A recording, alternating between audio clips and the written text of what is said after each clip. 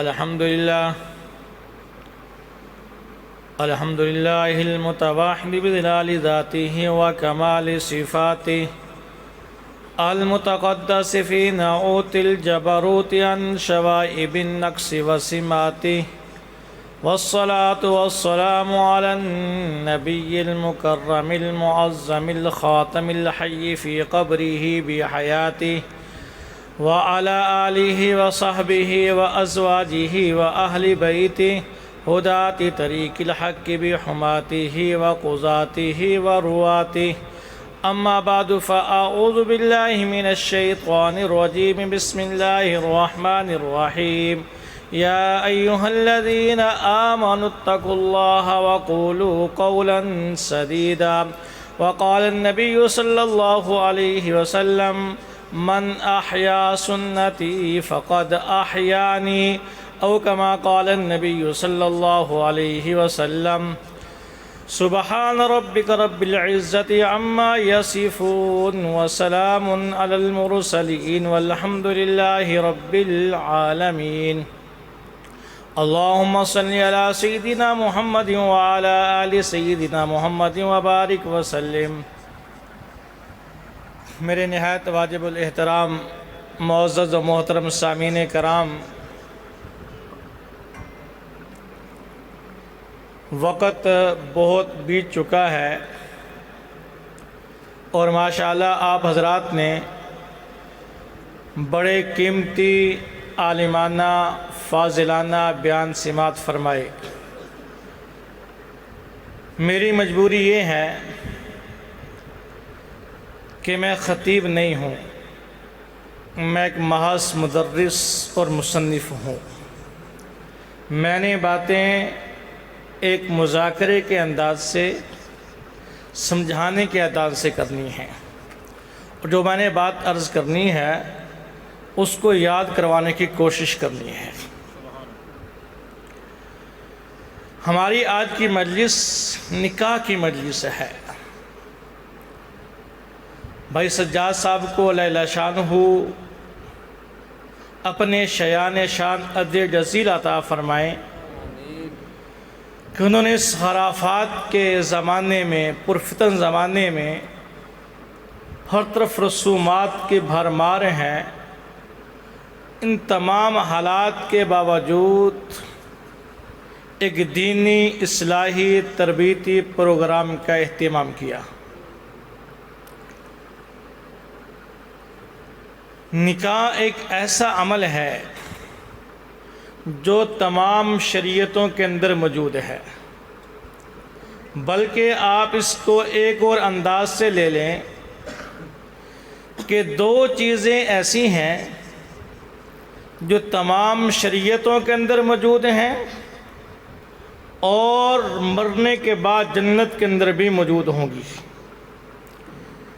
پہلی چیز ایمان ہے، تمام شریعتوں کے اندر موجود تھا اور جنت کے اندر بھی ایمان موجود ہوگا.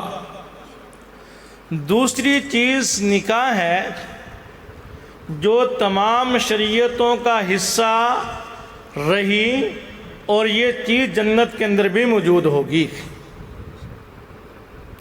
تو اس لیے جب آدمی نکاح کرے اس کے اندر جہاں متعدد نیتیں علماء نے لکھی ہیں، آپ یہ کہیں گے یہ کیا چیز کہ نکاح کی بھی کوئی نیت ہوتی ہے؟ یاد رکھیں نکاح کی متعدد نیتیں ہیں. سب سے پہلے نیت نکاح میں یہ کریں کہ نکاح اللہ کا حکم ہے.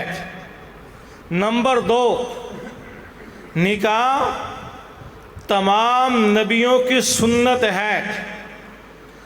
تیسری نیت، نکاح کے ساتھ آدمی شریعت کے بہت سے احکام کو پورا کر سکتا ہے.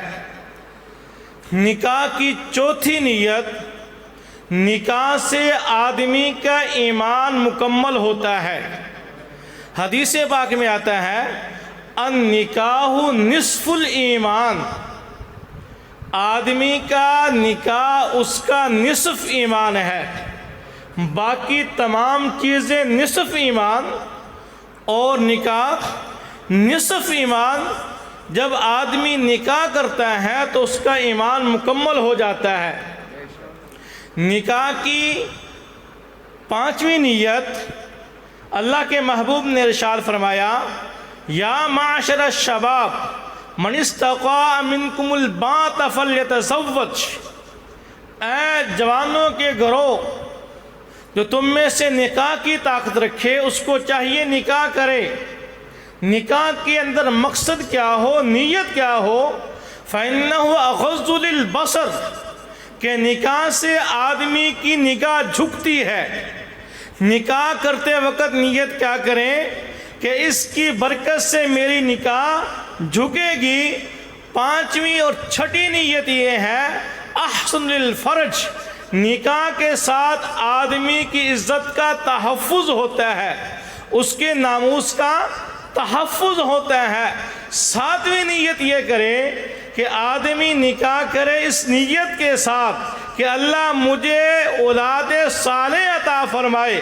مسند احمد کی روایت ہے، اللہ کے محبوب نے ارشاد فرمایا، جو آدمی اس نیت سے نکاح کرتا ہے، اللہ اس نکاح کی برکت سے مجھے نیک اولاد عطا فرمائے۔ فرمایا جب اولاد ہوگی، اسی نیت نکاح سے پہلے کی تھی، نیت یہ تھی کہ ولد صالح، اللہ مجھے نیک اولاد عطا فرمائے گا۔ فرمایا اولاد ہو، 2 بچے ہوں، 4 ہوں، 10 ہوں، جو اس کے مقدر میں ہے، آدمی زندگی گزارے، اولاد کو اللہ حیات بہت لمبی عطا فرمائے۔ ہر سانس پہ اللہ والدین کے درجات کو بلند فرماتے ہیں۔ نیت یہ کرے اللہ مجھے اولاد عطا فرمائیں گے، اس سے میرے حسب و نسل کا تسلسل اور تحفظ ہوگا، میری نسل چلے گی۔ اور ساتھ یہ نیت کر لیں کہ اللہ مجھے بیٹی عطا فرمائے۔ کیا فرمائے جی؟ بیٹی عطا فرمائے۔ بہت سے لوگ پریشان ہو گئے۔ مفتی شفیع صاحب رحمۃ اللہ علیہ نے معرف القرآن میں 2 جگہ پہ اس روایت کو نقل فرمایا، 14ویں پارے میں اور 25ویں پارے میں۔ پوری معرف القرآن کنگھالیں، 2 جگہ آپ کو یہ روایت نظر آئے گی۔ فرمایا وہ عورت بڑی بابرکت ہے، ساری عورتیں برکتیں والی ہیں، ساری اللہ شانہ کے ہیں، قسمت والی ہیں۔ فرمایا زیادہ برکت والی عورت وہ ہے جس کے ہاں پہلے بیٹی پیدا ہو۔ پھر دوبارہ عرض کروں، کسی کو برا محسوس نہ ہو، میں نبی کی روایت نقل کر رہا ہوں، ساتھ حوالہ دے رہا ہوں، وہ ان کی ذمہ داری ہے تخریج کرنا۔ فرمایا کہ وہ عورت بڑی برکت والی ہے جس کے ہاں پہلے بیٹی پیدا ہو۔ ہمارے ہاں تو ابھی نکاح ہوتا نہیں، بات ہی شروع ہوتی ہے۔ اس کی شرعی وجہ اور شرعی نقطہ نظر سے جو اس کا حکم ہے وہ حضرت نے پہلے بیان فرما دیا۔ جب تک نکاح نہیں ہو جاتا، بچہ اور بچی کا آپس میں کلام کرنا جائز نہیں ہے۔ بالمشافہ، گھومنا پھرنا، آمنے سامنے بیٹھنا، دعوتیں اٹینڈ کرنا، انگوٹھی پہنانا، سارا نجائز اور حرام ہے۔ اس موقع پہ اس بات کو ذہن میں رکھیں، ساری میری برادری بیٹھی ہے، میں بالکل بڑے خلوص کے ساتھ، بڑی ذمہ داری کے ساتھ کہ نکاح کے موقع پہ ہمارے ہاں انگوٹھی پہنائی جاتی ہے، بچی کو بھی پہناتے ہیں اور بچے کو بھی۔ آپ کو پہنائی نہیں پہنائی؟ ہمارے ہاں انگوٹھی پہنانے کا رواج ہے۔ اور انگوٹھی کون سی پہنائی جاتی ہے؟ سونے کی۔ مردوں کے لیے سونا نجائز اور حرام ہے۔ وہ گھڑی کے لیے پہننا، 1 گھنٹے کے لیے پہننا، مہینے 2 مہینے زندگی کے لیے پہننا، وہ حرام ہے۔ حتیٰ کہ فقہاء نے بڑی وضاحت کے ساتھ اپنی کتابوں میں یہ مسئلہ لکھا، وہ سنار جو سنارے کا کام کرتا ہے، لوگوں کو انگوٹھیاں بنا بنا کے بیچتا ہے، بیچنا جائز ہے، سنارے کا کام کرنا جائز ہے، لیکن یہ مرد سنارا اپنے گاہک کو اپنا مال دکھلانے کے لیے، انگوٹھی دکھلانے کے لیے یوں پہنا کے انگوٹھی دکھا بھی نہیں سکتا، یوں پہنا کے انگوٹھی نہیں دکھا سکتا کہ اس نے انگوٹھی پہنی یہ شریعت میں ناجائز اور حرام ہے، آپ نے بچی کا رشتہ کیا اور انگوٹھی پہنا دی۔ حدیث باقی میں آتا ہے یہ سونے کی انگوٹھی جہنم کا انگارہ ہے۔ آپ نے بچی کا رشتہ کیا اور یہ منگنی کروا کے گھر آ رہا، اور نہیں بھائی تو نے منگنی نہیں کروائی، تو نے جہنم کے انگارے کو حاصل کر لیا۔ اور یہاں یہ بات میں بڑے درد دل کے ساتھ کہ اس نکاح میں کیا برکات آئیں گی، اس نکاح میں کیا سکون آئے گا، اس نکاح سے آپ کو کیسے راحت حاصل ہوگی جس کی ابتدا ایک جہنم کے انگارے سے ہے۔ میں نے ایک موقع پہ کتاب میں لکھا کہ ہمارے ہاں عموماً شادی کے موقع پہ نمازیں چھوڑی جاتی ہیں۔ میں اسی معاشرے کے ایک فرد ہوں، اسی معاشرے کے اندر رہتا ہوں۔ ہمارے ہاں شام کے وقت بچی کو رخصت کیا جاتا ہے۔ بچی رخصت ہو کے گھر سے گئی، عموماً کون سی نماز کا وقت ہوتا ہے؟ عصر کی نماز کا وقت ہوتا ہے۔ گھر سے نکلی، نکلتے ہی سب سے پہلے اس نے نماز وہ قضا کی جس کے بارے میں قرآن پاک نے کہا حافظوا علی الصلاۃ والصلاۃ الوسطیٰ۔ لوگو نماز کا اہتمام کرنا، نماز کا اہتمام کرنا، خاص طور پر والوسطیٰ الصلاۃ العصری، نماز عصر کا اہتمام ضرور کر لینا کہ لوگ چھوڑ دیتے ہیں۔ اللہ کو پتا تھا لوگ آنے والے ہیں جو نکاح کے نام پہ نمازوں کو چھوڑ دیں گے۔ میں نے اس موقع پہ لکھا اس نکاح میں کیا برکت ہوگی کہ نئی زندگی شروع ہو رہی ہے، نیا موڑ شروع ہو رہا ہے، آپ زندگی کا نیا پتھر رکھ رہے ہو، ایک زندگی کی بنیاد رکھ رہے ہو، اور بنیاد کس پہ؟ اللہ کی نافرمانی پہ۔ بچپن تھا میرا جب سے میں نے کتاب پکڑی، آج بال سفید ہو گئے۔ طالب علمی کے زمانے سے احوال صاحب رحمۃ اللہ علیہ کے پاس بیٹھ کے ان کی نگرانی میں مسئلہ بتلاتا تھا۔ طالب علم تھا، استادوں کی نگرانی میں بیٹھ کے مسئلہ بتلاتا تھا۔ پھر اللہ نے توفیق عطا فرمائی، نہ جانے کتنے مسئلے لکھے لوگوں کو بتلائے، اور لوگ مسلسل رابطے میں مسائل کے لیے۔ مجھے یاد نہیں پڑتا سوائے ایک دو افراد کے جنہوں نے یہ مسئلہ پوچھا ہو کہ حضرت میری شادی ہو رہی، میں چاہتا ہوں میری بیوی کی کوئی نماز قضا نہ ہو، اس کا کیا طریقہ ہوگا، اس کا کیا طریقہ ہوگا؟ سارے میرے کرم فرما، اکثر میری برادری بیٹھی ہے، میں کیسے چھپاؤں یہ حدیث آپ سے؟ کل قیامت میں کیا جواب دوں گا اپنے رب کو؟ علماء نے بڑی تصریح کے ساتھ کتابوں میں لکھا کہ میاں بیوی کے تعلقات کے بعد اگر نماز قضا ہو، کتنے میرے بھائی ہیں جو ولیمے کے دن صبح کی نماز پڑھتے ہیں، کتنی میری بہنیں ہیں شادی کے موقع پہ نماز کے اہتمام کرتی ہیں۔ بڑی تصریح کے ساتھ کتابوں میں لکھا ہے حدیث کے حوالے سے، اگر اس تعلق کی بنا پہ نماز قضا ہو جائے اور اس سے اولاد مقدر ہو تو وہ اولاد نافرمان ہوتی ہے۔ کیوں روتے ہیں؟ چھپ چھپ کے روتے ہیں، ایسے کسی کو بتلا نہیں سکتے۔ کوئی وظیفہ بتلا دے، میری اولاد میری بات نہیں مانتی، میں بیچ تم نے غلط لگایا، بات کیسے مانے گی؟ اس تعلق کی بنا پہ تم نے رب کی نافرمانی کی، اللہ نے تمہاری اولاد تمہاری نافرمان بنا دی۔ تو منگنی کے موقع پہ سونے کی انگوٹھی کا پہننا ناجائز اور حرام ہے۔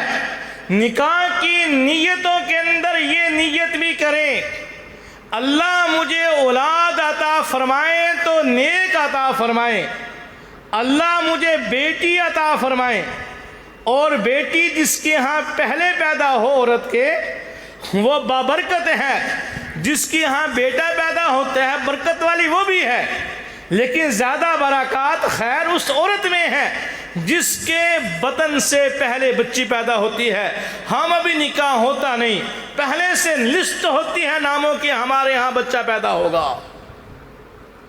اور کی جگہ پہ جھگڑے طلاقوں تک نوبت آ جاتی ہے کہ پہلے بچہ کیوں نہیں پیدا ہوا۔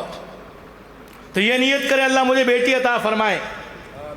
اور ایک روایت میں آتا ہے، سنن ترمذی کی روایت ہے کہ اللہ جس کو 2 بیٹیاں عطا فرمائے، ایک روایت میں ایک بیٹی کا تذکرہ موجود ہے کہ اللہ اس کو بیٹی عطا فرمائے اور وہ بیٹی کو بیٹے پہ ترجیح نہ دے، بیٹی کو بھی عزت دے، اس کی پیدائش پہ بھی ویسے ہی خوشی کرے جیسے بیٹے کی پیدائش پہ کی جاتی ہے۔ تو فرمایا یہ بیٹی کل قیامت میں جہنم سے آڑ بن جائے گی۔ 2 بیٹیاں ہو جائیں، پرورش کرو، نکاح کر کے آگے خاوند کے گھر میں پہنچاؤ۔ اللہ کے محبوب نے فرمایا کل قیامت میں یوں جیسے 2 انگلیاں ہوتی ہیں جنت میں میرا ساتھی بنے گا۔ تو یہ نکاح پہ نیت کریں۔ پھر نکاح کی نیت کے ساتھ ایک نیت یہ بھی کر لیں کہ میں نکاح کروں گا، اس سے امت میں اضافہ ہوگا، امت میں کثرت ہوگی۔ اور اللہ کے محبوب نے ارشاد فرمایا مشکات کی روایت، تزوج الولود المولود فانی مکاثر بکم الامم، اولاد کرو ایسی عورت سے جس سے اولاد ہو کثرت سے، کیونکہ جتنی امت زیادہ ہوگی کل مجھے اپنی امت کی کثرت پہ فخر ہوگا، جتنی اولاد زیادہ ہوگی اللہ کے محبوب اتنی زیادہ خوش ہوں گے۔ تو یہ 7 نیتیں، تقریباً 10 نیتیں میں نے عرض کی، نکاح کے موقع پہ ان نیتوں کی تسجیل کر لینی چاہیے کہ میں نکاح کیوں کر رہا ہوں۔ پھر جیسے حضرت نے فرمایا نکاح کیا چیز ہے، النکاح ینعقد بالایجاب والقبول، نکاح ایجاب و قبول کا نام ہے، ایجاب ہو قبول ہو، مہر مقرر کر دیا جائے گواہوں کی موجودگی میں، یہ نکاح ہے۔ اس کے علاوہ جتنی دائیں بائیں جتنی چیزیں ہیں وہ ساری کی ساری خرافات اور رسومات ہیں، وہ نکاح کے باہر کی چیزیں ہیں۔ نکاح تو ایجاب و قبول ہے۔ ہمارے اکابر میں ایک بہت بڑا نام ہے، آپ نے سنا اور آپ کے ذہن میں شاید اس وجہ سے ان کی حیثیت نہیں ہے کہ ان کی کتاب ہر مسجد کے اندر موجود ہوتی ہے، شیخ زکریا رحمۃ اللہ علیہ۔ جو لوگ اہل علم ہیں، علم سے تعلق رکھتے ہیں، وہ جانتے ہیں کہ اگر اس روئے زمین پر حدیث کے اعتبار سے کوئی شخصیت مشہور ہوئی ہے، امیر المؤمنین فی الحدیث وہ امام بخاری ہیں۔ اگر لقب کسی کو ملا اور اس لقب سے مشہور ہوئے تو امام بخاری ہیں۔ اور شیخ الحدیث کے نام سے جو شخصیت معروف ہوئی دنیا کے اعتبار سے، تاریخ کی بات کر رہا ہوں، تاریخ کے اندر اگر کوئی شخصیت شیخ الحدیث کے نام سے معروف ہوئی وہ شیخ زکریا رحمۃ اللہ علیہ ہیں۔ حضرت نے لکھا ایک موقع پہ کہ اللہ تبارک و تعالیٰ نے میرے ہاتھوں سے 15-20 نکاح کروائے، مجھے محسوس نہیں ہوا کہ نکاح کر دیا کہ 2 نفل پڑھ دیے۔ جیسے 2 نفل پڑھنا کوئی مشکل نہیں، ایسے نکاح کرنا کوئی مشکل نہیں۔ ہم نے اپنی رسومات کی بنا پہ، ان خرافات کی بنا پہ کہیں کوئی رسم، کہیں گود اٹھائی ہے، کہیں جو ہے دروازہ پکڑائی ہے، کہیں دودھ پلائی ہے، اور کہیں جوتی اٹھوائی ہے، نہ جانے کہاں کہاں کی رسموں اور خرافات کا مجموعہ ہم نے اپنے نکاح کو کر لیا۔ اور جیسے حضرت نے فرمایا، یہ بھی مسند احمد کی روایت ہے، مشکات کے اندر بھی موجود ہے، اللہ کے محبوب نے ارشاد فرمایا، ہن اعظم النکاح برکتن ایسرہ معونتن، نکاح جتنا جتنا جتنا سنت کے قریب ہوگا، رسومات سے پاک ہوگا، خرافات سے دور ہوگا، اتنا اتنا نکاح خیر و برکات کا مجموعہ بنے گا۔ جتنا نکاح سنت سے دور ہوتا جائے گا، خرافات پہ آتا جائے گا، رسومات پہ آتا جائے گا، مہندی کے ساتھ اس کو آپ گندا کرتے چلے جائیں گے، اتنے نکاح کی خیر و برکات سے محروم ہو جائیں گے۔ نکاح کے خطبے میں عموماً 3 آیات کریمہ پڑھی جاتی ہیں، اور نکاح کا خطبہ کیا ہے، میں آخری باتیں عرض کر رہا ہوں اگر آپ کی توجہ ہے۔ نکاح کے موقع پہ اللہ کے محبوب کا دستور تھا کہ اللہ کے محبوب اپنے صحابہ کو نکاح کے موقع پہ واعظ و نصیحت فرماتے تھے۔ یہ نکاح کا خطبہ اللہ کے محبوب کی واعظ و نصیحت کا مجموعہ ہے۔ تو یہ 3 آیات مبارکہ نکاح کے خطبے میں پڑھی جاتی ہیں۔ ان تینوں آیات کو آپ دیکھیں، تینوں آیات میں تقوی کا حکم دیا گیا ہے۔ کس کا حکم ہے جی؟ تقوی کا حکم ہے۔ اب سوچیں گے اس موقع پہ میاں بیوی کے احکام بیان کیے جاتے، معاشرت کے اصول دیے جاتے، کوئی مہر کا تذکرہ ہوتا، ایجاب و قبول کے بارے میں کوئی ہدایات ہوتی۔ یہ 3 آیات ہیں اور تینوں میں تقوی کا حکم ہے۔ تو علماء نے بڑا عجیب نکتہ لکھا کہ ہر 2 چیزوں کو جوڑنے کے لیے ایک تیسری چیز کی ضرورت ہوتی ہے۔ ہم کپڑے کو جوڑتے ہیں، 2 کپڑے ہیں، ان کو جوڑنے کے لیے کیا استعمال کرتے ہیں جی؟ دھاگا استعمال کرتے ہیں۔ 2 اینٹیں ہیں، ان کو جوڑنے کے لیے سیمنٹ استعمال کرتے ہیں۔ 2 کاغذوں کو جوڑنے کے لیے گوند استعمال کیا جاتا ہے۔ تو 2 دلوں کو جوڑنے کے لیے وہ اللہ کی طرف سے جو دھاگا ہے، جو سیمنٹ ہے، جو گوند ہے، وہ تقوی ہے۔ جتنا تقوی زیادہ ہوگا اتنا میاں بیوی میں سلوک زیادہ ہوگا، جتنا تقوی کم ہوگا اتنا گھر میں پریشانیاں زیادہ ہوں گی۔ میں چاہتا ہوں کہ چند اور فوائد جو قرآن پاک نے تقوی کے عنوان سے ذکر کیے ہیں وہ بھی آپ کے سامنے آ جائیں، تاکہ یہ مسئلہ کھل کے آپ کے ذہن میں بیٹھ جائے چند مثالوں کے ساتھ۔ پہلے تو یہ سمجھیں کہ تقوی کہتے کس کو ہیں۔ سیدنا عمر فاروق نے ایک مرتبہ سوال کیا ابی بن کعب سے، یہ بھی صحابی ہیں، مت تقوی، کہ مجھے بتائیں تقوی کیا ہے؟ تقوی کیا ہے جس کا بار بار حکم دیا گیا ہے متقی بنو، پرہیزگار بنو؟ یہ پرہیزگاری تقوی ہے کیا؟ متقی بننا ہے کیا؟ تو پوچھا امیر المومنین کیا آپ کانٹے دار جھاڑی دار راستے سے چلے ہیں کبھی؟ فرمایا بڑی دفعہ چلاؤں۔ کیسے بچ بچا کے، دامن کو سمیٹ کے، قدم کو بچا کے چلتے ہیں؟ فرمایا ہاں، یہی تقوی ہے کہ زندگی گزارتے ہوئے نفس کی شرارتوں سے، شیطان کی شرارتوں سے آدمی دامن بچا کے چلے، ہر وقت محتاط زندگی گزارے، اس کو تقوی کہا جاتا ہے۔ بے شمار علماء نے اپنے اپنے انداز کے ساتھ تقوی کی تعریفات کی۔ ان کا خلاصہ یہ ہے کہ آدمی اپنے ارادے سے رب کی نافرمانی نہ کرے، اپنے ارادے سے رب کی نافرمانی نہ کرے، اور اس انداز کے ساتھ زندگی گزارے کہ کل قیامت میں اس کا کوئی گریبان پکڑنے والا موجود نہ ہو۔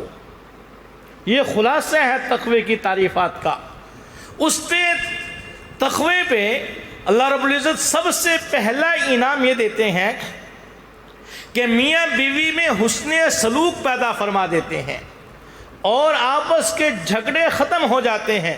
ہمارے ہاں شاید ہر دوسرا گھر اس کی یہ رام کہانی ہے کہ میاں بیوی کے آپس میں شکوے شکایات ختم نہیں ہوتی۔ ہمارے قریب کے بزرگوں میں ڈاکٹر عبدالحی رحمۃ اللہ علیہ اللہ والے گزرے ہیں، ایک موقع پہ ارشاد فرمایا کہ میری زندگی کو 55 سال ہو گئے۔ کتنے سال ہو گئے جی؟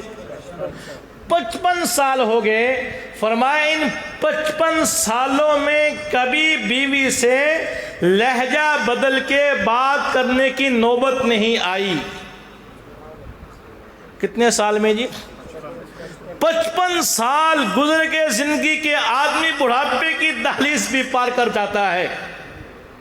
فرمایا 55 سال میں جیسے پہلے دن تھے 55 سال کے بعد بھی ویسے ہی ہیں۔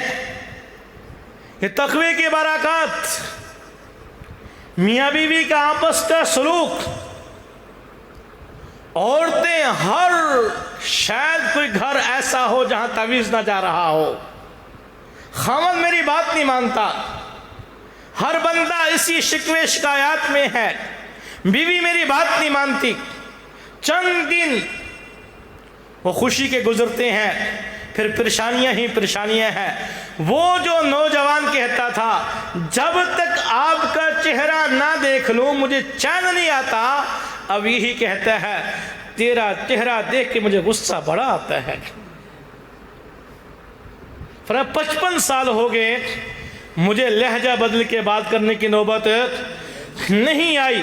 دوسرا، جو آدمی تقوی پرہیزگاری کی زندگی گزارے گا، ہم جو مسجد میں آئے یہ تقوی سیکھنے کے لیے آئے، اللہ کا ڈر خوف لینے کے لیے آئے ہیں، شریعت سے جڑنے کے لیے آئے ہیں، یہی پرہیزگاری اپنی زندگی میں لانا چاہتے ہیں۔ کسی نے بڑی عجیب بات کہی کہ آسمان کی زینت ستاروں کے ساتھ ہے، زمین کی زینت پرہیزگاروں کے ساتھ ہے۔ تقوی پہ اللہ شان ہو۔ دوسرا انعام یہ عطا فرماتے ہیں وَمَن يَتَّقِ اللَّهَ يَجْعَل لَّهُ مَخْرَجًا، آدمی کسی مشکل میں پھنس جائے ہو تقوی والا، اللہ اس کے لیے نکلنے کے راستے پیدا فرما دیتے ہیں۔ اللہ کے محبوب اپنے گھر میں آرام فرمایا ہے، 100 تلواریں ننگی باہر انتظار کر رہی ہیں۔ اللہ کے محبوب کیسے نکلے؟ ان کی آنکھوں کے اندر مٹی ڈالی، وہ صبح کو پوچھ رہے ہیں علی کہاں ہیں آپ کے بھائی؟ فرمایا وہ تو چلے گئے، وہ تو چلے گئے۔ وَمَن يَتَّقِ اللَّهَ يَجْعَل لَّهُ مَخْرَجًا وَيَرْزُقْهُ مِنْ حَيْثُ لَا يَحْتَسِبُ۔ میں نے کہا مدرس ہوں، باتیں آپ کو یاد کروانے کی کوشش کروں گا۔ تقوی پہ پہلے اللہ عطا فرماتے ہیں میاں بیوی کے سلوک۔ نمبر 2، ہر مشکل سے نکلنے کے لیے راستہ اور آسانی۔ تیسری چیز اللہ فرماتے ہیں تقوی پہ ایسی جگہ سے رزق عطا فرماتے ہیں آدمی کو وہم و گمان نہیں ہوتا۔ ہر آدمی پریشان ہے، ہر آدمی پریشان ہے۔ صحابی کے بارے میں آتا ہے وہ قضاء حاجت کے لیے گئے باہر ویرانے میں، تو وہاں چوہے کی بلیں تھیں، بل سمجھتے ہو؟ سوراخ۔ تو وہ پیشاب کرنے کے لیے بیٹھے تو چوہا نکلا، 1 دینار لا کے باہر رکھ دیا، وہ بیٹھے رہے، چوہا پھر آیا، 2 دینار باہر رکھ دیا، وقفے سے 16 سونے کے سکے باہر رکھ کے چلا گیا۔ صحابہ کی یہ بڑی حسین اور خوبصورت عادت تھی، جو کوئی واقعہ ہوتا آ کے پوچھتے تھے اللہ کے محبوب یہ واقعہ ہوا، آپ نے فرمایا اللہ نے تجھے روزی عطا فرمائی، جاؤ اور جا کے استعمال کرو۔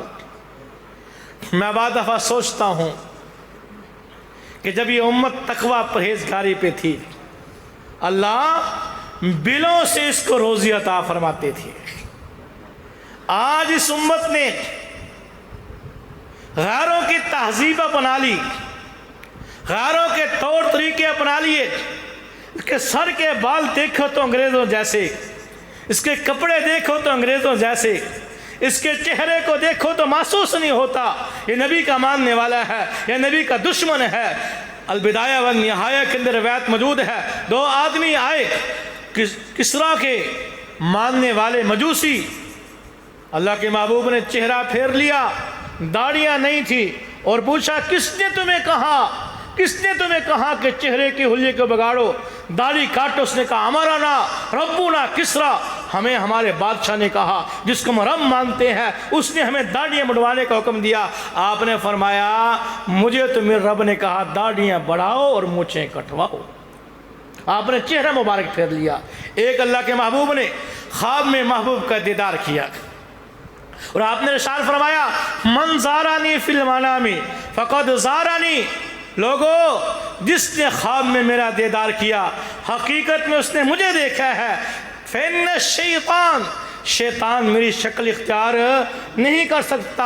اور کنز العمال کی روایت ہے لا یتمثل بالانبیاء، نہ میری شکل میں آ سکتا ہے نہ کسی اور نبی کی شکل میں آ سکتا ہے، ہر طرح آ کے دھوکہ دے گا، آپ کو فریب دے گا اور آپ کو گمراہ کرنے کی کوشش کرے گا، لیکن نبی کی شکل دھار کے آپ کو دھوکہ نہیں دے سکتا۔ ایک آدمی کو اللہ کے محبوب کا دیدار ہوا، اللہ والے تھے، آپ سے سوال ہوا اے اللہ کے محبوب، ہم نے کتابوں میں پڑھا، ہم نے احادیث میں دیکھا کہ جب کوئی داڑھی منڈا عام کے پاس آتا تھا اب چہرہ مبارک پھیر لیتے تھے، اب آپ کے روزے پہ لوگ سلام کرنے کے لیے آتے ہیں، آپ کو سلام کا ہدیہ پیش کرنے کے لیے حاضر ہوتے ہیں، اب آپ کا معمول مبارک کیا ہے؟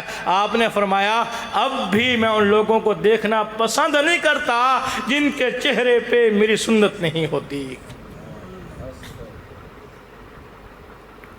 ہمارے سر کے بال سے لے کے ناخن تک پاؤں کے غیروں کی تہذیب ہے۔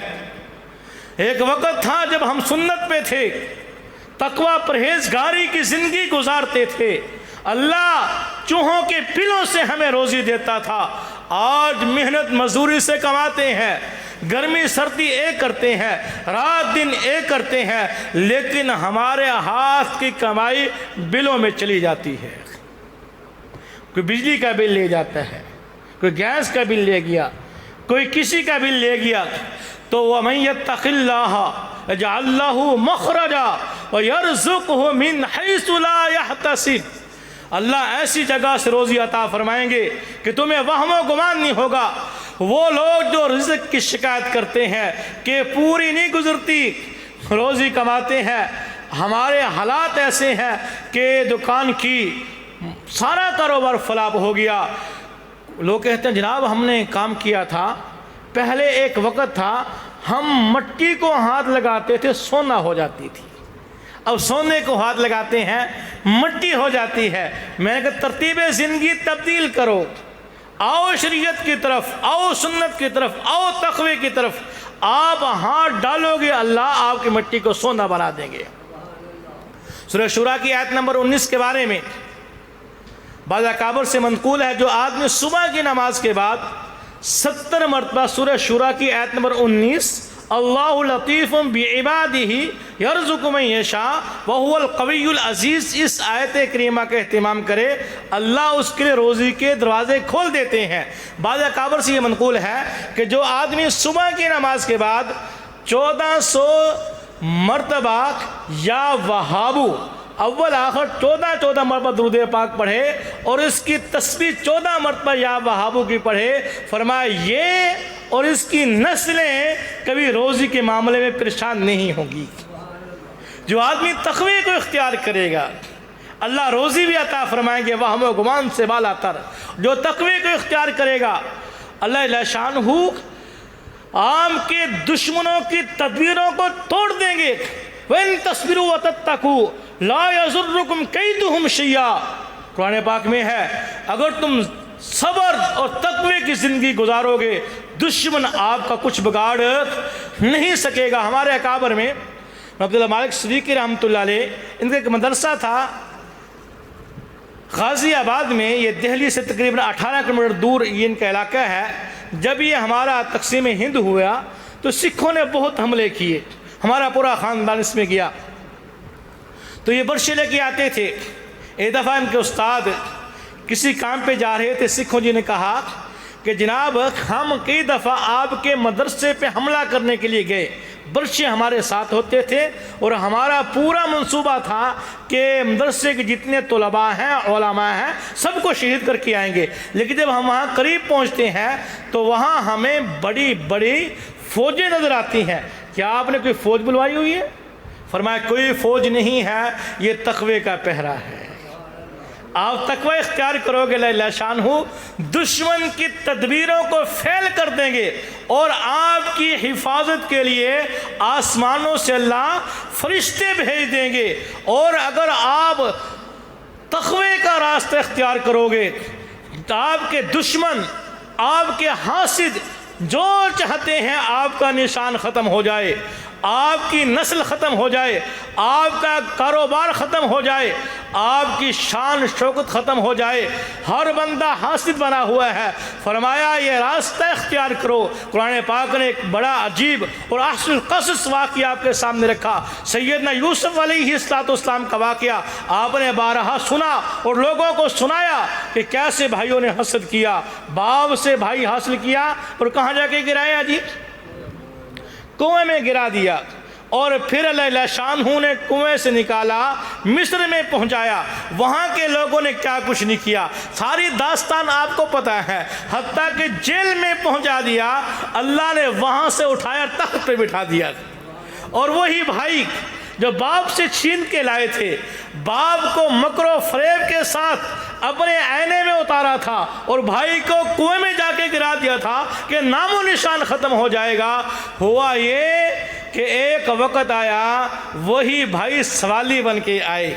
قرآن پاک نے کہا کہ 3 مرتبہ ان کا آنا ہوا، جب تیسری مرتبہ آئے تو قرآن پاک نے عجیب نقشہ کھینچا، آئے اور ہاتھ پات پہ کھڑے ہو گئے، یا ایھا العزیز مسنا واہلنا ذر وجینا ببضاعۃ مزجاۃ، اے عزیز مصر ہم فقیر لوگ ہیں، ہمارے گھر والا پہ فاقہ، ہم ہیں تو اس سے زیادہ، ہم پہ صدقہ لگتا نہیں ہے، ہم پہ صدقہ لگتا نہیں ہے، لیکن نوبت فاقوں کی ہے، جان کے بچانے کا مسئلہ ہے، تو صدق علینا، وہ صدقہ ہمیں دے دیں، ہمیں صدقہ دے دیں، ہماری جان بچ جائے، ہمارے گھر والوں کی جان بچ جائے، عزت کا مسئلہ بن چکا ہے، صدقہ خیرات دے دیں۔ تو اللہ شان نے فرمایا یوسف ذرا پردہ اٹھائیے، وہ کافی عرصہ گزر چکا ہے۔ فرمایا حل علمتم ما فعلتم بیوسف، وہ آنے والوں فقیروں اور سوال کرنے والے درویشوں، تمہیں پتہ ہے تم نے یوسف کے ساتھ کیا کیا؟ اب 40 سال کے بعد تذکرہ یوسف، آنکھیں کھلی کی کھلی رہ گئیں، یہ کیا ہوا؟ اس کو یوسف کی داستان کا کیسے پتہ چلا؟ بے ساختہ کہا یا تو یوسف جانتا تھا یا یوسف کا رب جانتا تھا، اور تو درمیان میں واسطہ کوئی نہیں ہے، اس کو کیسے لگا پتا؟ بے ساختہ کہا اِنَّکَ لَأَنْتَ یوسف، کہیں آپ یوسف تو نہیں ہیں؟ قَالَ أَنَا یوسف وَهَذَا أَخِي، ہاں میں ہی یوسف ہوں اور یہ میرا بھائی بنیامین، اللہ نے مجھے کنویں سے نکالا، مصر میں پہنچایا، مصر والوں نے کیا داستان میرے ساتھ کی، مجھے جیل میں پہنچا دیا، لیکن اس رب نے کرم فرمایا، جیل سے نکال کے تخت پہ بٹھا دیا۔ تم مجھے کنویں میں ڈالنے والے، میرا حسب نسب ختم کرنے والے، میرا نام نشان مٹانے والے، میں تخت پہ موجود ہوں اور تم میرے سامنے ہاتھ باندھ کے سوالی بن کے کھڑے ہو۔ لوگوں، قرآن پاک نے سبق دیا۔ قرآن پاک قصے کہانی کی کتاب نہیں ہے کہ واقعہ سنا دیا تمہیں رلا دیا، ایک کہانی تھی ختم کر دی، نہیں، ایک سبق دیا امت کو، آنے والی نسلوں کو پیغام دیا، اور وہ پیغام آج میں آپ کو دینا چاہتا ہوں۔ سیدنا یوسف علیہ السلام نے فرمایا ہاں میں یوسف ہوں، یہ میرا بھائی بنیامین ہے، اور سنو سنو سنو، انہ من یتقی ویصبر، جو کوئی تقوی کے راستے پہ چلے گا، جو کوئی پرہیزگاری کے راستے پہ چلے گا، جو خرافات کے زمانے میں ایسی محفلیں سجائے گا، جو نبی کے طریقے مٹ رہے ہوں، نبی کی سنت کو زندہ کرے گا۔ اللہ کے محبوب نے فرمایا، سنت ترمذی کی روایت، من احیا سنتی فقد احیانی، لوگو جس نے میری سنت کو زندہ کیا، میری سنت کو زندہ کیا، فقد احیانی، اس نے مجھے ایسے سکون دیا گویا اس نے مجھ کو زندہ کر دیا۔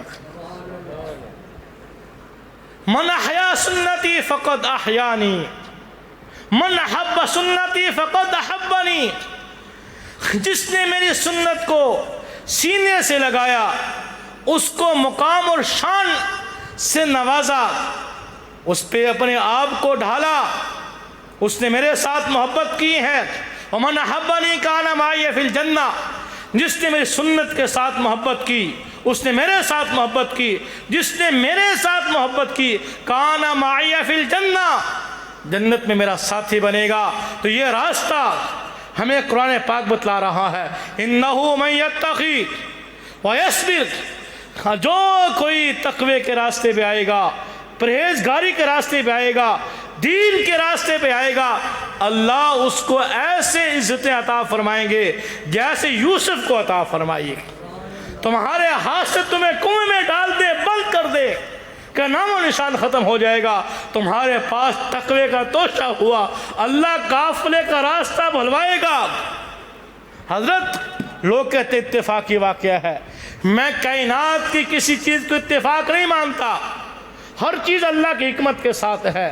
اللہ نے راستہ بلوایا قافلے کا کہ نکالو میرے یوسف کو کنویں سے، تمہیں کنویں میں گرایا جائے گا، اللہ اسباب پیدا فرمائیں گے، تمہیں کنویں سے نکالیں گے، لوگ تہمتیں لگائیں گے، تمہیں جیلوں میں بند کر دیں گے، تمہارے پاس زیور ہے تقوی کا، اللہ تمہیں جیل سے نکال کے تخت پہ بٹھائے گا۔ تو آج میرا عرض کرنے کا خلاصہ، لب لباب میری معروضات عرض کرنے کا مقصد یہ ہے کہ یہ وقت امت کی ابتری کا وقت ہے، یہ خرافات کا زمانہ ہے، ہر چوک چراہے پہ ایمان کے ڈاکو ہیں، آج ہماری عزتیں بھی غیر محفوظ ہیں، ہمارے ایمان بھی غیر محفوظ ہیں۔ ایک وقت تھا اللہ کے محبوب کے سامنے ایک کافر کی بیٹی کو پیش کیا گیا، آپ نے فرمایا سر پہ دوپٹہ رکھ دو، صحابہ نے عرض کی محبوب تو کافر کی بیٹی ہے، آپ نے فرمایا بیٹی بیٹی ہوتی ہے چاہے کافر کی ہو، آج میری سگی بہن سرے بازار ننگی ناچ رہی ہے، دیکھنے والے بھی مسلمان ہیں، نچانے والے بھی مسلمان ہیں، پیسے نچھاور کرنے والے بھی مسلمان ہیں، مووی بنا کے اپنے موبائلوں میں سیو کرنے والے بھی مسلمان ہیں، کل کیا جواب دیں گے اس نبی کو؟ ہم نے کئی موقع پہ دیکھا صبح کو بارات تیار ہے، گاڑی گاؤں سے باہر وہ آوازیں دے رہے ہیں، ہارن مار رہے ہیں، بھی آؤ چلے وقت ہو گیا، کیوں نہیں آ رہے؟ جی وہ ہمارا ایک ماما تھا، ناراض ہو گیا، اس کو بلا رہے ہیں، اس کے پاؤں میں ہم نے دوپٹے رکھ دیے ہیں، پگڑیاں اتار کے پاؤں میں رکھ دیتے ہیں، ماما جی خوشی کا موقع ہے، آجو آج تو خوش ہو جاؤ۔ ہم نے اس سے بڑھ کے دیکھا، گھر میں کام کرنے والی ہے، نوکرانی ہے، نوکر ہے، ہم خوشی کے موقع پہ سر سے پگڑی اتار کے اس کے پاؤں میں رکھ دیتے ہیں کہ تم سے ناراضگی تھی ختم ہو گئی، آج اللہ نے بیٹے کی خوشی کا موقع دیا، ہم تجھے راضی کر کے جائیں گے، خاص طریقے سے آپ کو ساتھ بٹھائیں گے، تمہیں خوش کریں گے۔ سب کو خوش کیا جاتا ہے کوئی مسلمان ایسا جو مجمع میں کھڑا ہو کے کہے کہ اللہ نے مجھے خوشی کا موقع دیا تھا، میں نے اللہ کو راضی کیا، اللہ کے محبوب کو راضی کیا؟ بہت کم ہے، بہت کم ہے، خوش نصیب ہیں ہمارے بھائی۔ میرے دل میں کیا آرزویں ہیں، میرے پاس وہ الفاظ نہیں ہے کہ اس دور کے اندر ایسے موقع پہ سارے دوستوں کا پروگرام ہے، رب کی نافرمانی کا کیا جذبہ ہے ہمارے حاجی افضال صاحب کا، ان کے ایمان کی عظمت کو سلام۔ اللہ استقامت نصیب فرمائے، اللہ برکت نصیب فرمائے، اللہ ان کی خوشیوں میں مزید ترقیاں عطا فرمائے، اللہ اس بھائی کی شادی میں وہ نورانیت عطا فرمائے، وہ محبتیں عطا فرمائے جو اللہ نے محبت اما حوا اور جناب آدم کے درمیان پیدا فرمائی تھی۔ اللہ اس محبت کا صدقہ ہمارے اس نوجوان کے سوادی زندگی کو عطا فرما دے جو تو نے اپنے محبوب اما عائشہ کے درمیان پیدا فرمائے۔ تو سارے بھائی اس موقع پہ ہمارا جمع ہونے کا، عموماً میں نکاح کے موقع پہ کہتا ہوں براتیوں ہم کیوں آئے، ہم کھانا کھانے کے لیے آئے، کھانا ہمیں گھروں کے اندر بھی ملتا ہے۔ ہم سیر کرنے کے لیے آئے، ہم سیر بڑی دور تک کر کے آتے ہیں۔ ہم اپنے عزیز کی شادی میں کیوں آتے ہیں؟ کوئی بتا سکتے ہے ہم کیوں شادی میں آتے ہیں؟ کبھی غور نہیں کیا، دل پہ پردے ہیں، کبھی سوچا نہیں۔ ہم اتنا سفر کر کے آتے ہیں، اپنی دکان بند کر کے آتے ہیں، پانی کی والی کسی کے حوالے کر کے آتے ہیں، اپنے جانور کسی کے حوالے کر کے آتے ہیں۔ کیوں آتے ہیں؟ اس کی ایک وجہ یہ ہوتی ہے کہ ہمارا پیارا ہے، ہمارا تعلق والا ہے، ہمارا رشتہ دار ہے، وہ نئی زندگی شروع کرنے لگا ہے، وہ نئی زندگی میں قدم رکھنے لگا ہے۔ نکاح ہوگا، نکاح کے موقع پہ دعا ہوگی، ہم اس دعا پہ آمین کہنے چلے ہیں، لیکن کیا کروں اس معاشرے کا؟ کیسے سمجھاؤں اس معاشرے کو؟ کیسے اس کے دل کو تبدیل کروں؟ میں تو اپنے دل کو تبدیل کرنے کے لیے اس رب کا محتاج ہوں۔ ان کے دلوں پہ کیسے دستک دوں کہ تم نے اتنا لمبا سفر کیا، تم نے اتنے انتظامات کیے، مہینوں پہلے انتظام کیے، نکاح کے موقع پہ خطبہ ہوتا ہے، آپ نے لاکھوں کا بندوبست کیا کھانے کا، سارا انتظام آپ نے کیا، لیکن خطبے کے بعد دعا ہوتی ہے، میرا خیال ہے آدھے براتیوں کو پتہ بھی نہیں ہوتا آمین کس نے کہنی ہے۔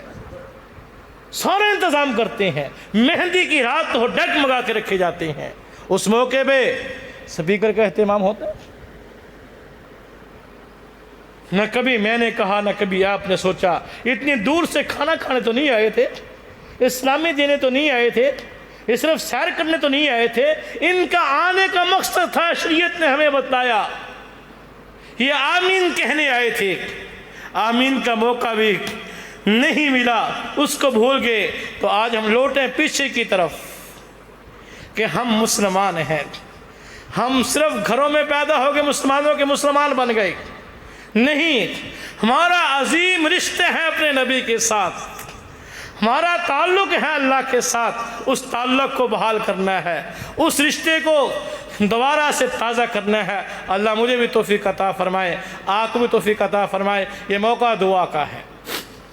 بیانات آپ اکثر علماء سے سنتے ہیں، لیکن دعا یہ موقع بہت کم نصیب ہوتا ہے۔